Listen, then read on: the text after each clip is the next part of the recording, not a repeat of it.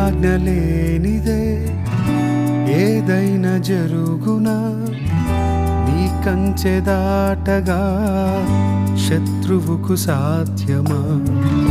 నీ ఆజ్ఞ లేనిదే ఏదైనా జరుగునా, నీ కంచె దాటగా శత్రువుకు సాధ్యమా? మా దేవా నీవే మా తోడుంటే అంతే చాలు.